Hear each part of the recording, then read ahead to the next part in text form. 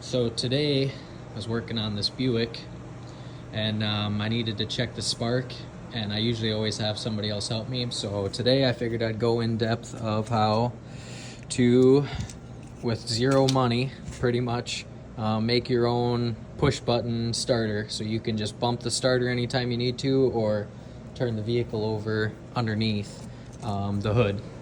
And so, basically the way this is going to work is with your fuse box. So basically, once you get underneath your hood and go underneath your fuse box, you're basically going to look for your starter. Or I guess if this will work too if you have any problems starting. If your car won't start with your key and you have no idea what's going on and you can't get to the starter. The main reason I did this is because to jump this starter, it's all the way down there, and I'm not going to do that. It's just too much messing around. So you're just gonna look here. I already know that it's 36, so if we just scroll to 36 here real quick, it says start 1 right there. I wasn't even looking if the camera was focused, but so we're looking for the 36, which is right here, this guy.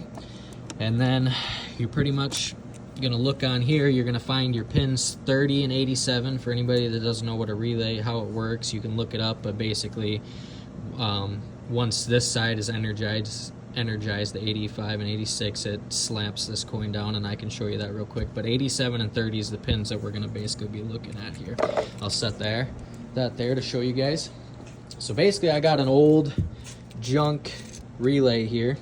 I pulled off of a vehicle. You can get one at any junkyard, or you can go to the parts store and buy one extremely cheap. But basically this one is held on by 2 side pins here, so I just use the vise. You can use a pliers or whatever. You just spread this side out, and once you spread the side out, then they just come right apart. And when you come apart, you're basically going to be sitting just like this guy. You're going to have all this on top, and basically this is your coil that winds up through these 2 pins down here, and then it basically pushes on a copper, which I already ripped off, but there's a copper piece on top here, and when it's energized, it heats up and pushes the copper piece down. It's actually on this side, my bad. It's on this side here. But so you can kind of see right there is where your pin pushes down and connects there. I really can't zoom in to make it. There we go. So right there you can see it pushes down. And so basically you're just gonna rip all this top piece off. You don't need any of that. And then what I recommend is that you bend pins 85 and 86 sideways.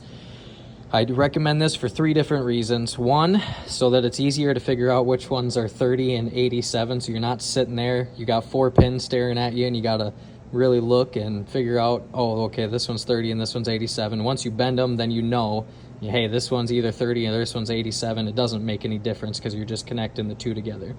And then the second reason is so that this doesn't go all the way down into your fuse box, because you want a little bit of gap there so that it's easier to take in and out. If you didn't have these on there and you pushed it all the way down and you had all 4 pins in there, it's going to be trouble to get it out. And then the third reason is basically the same thing. If you push this down and it all of a sudden stays stuck, then your vehicle's just turning over, and you're trying to fight and get this thing out. You have easy tabs here that you can just grab onto with the pliers and just yank this thing out, so then you're not burning your starter up when it's locked together.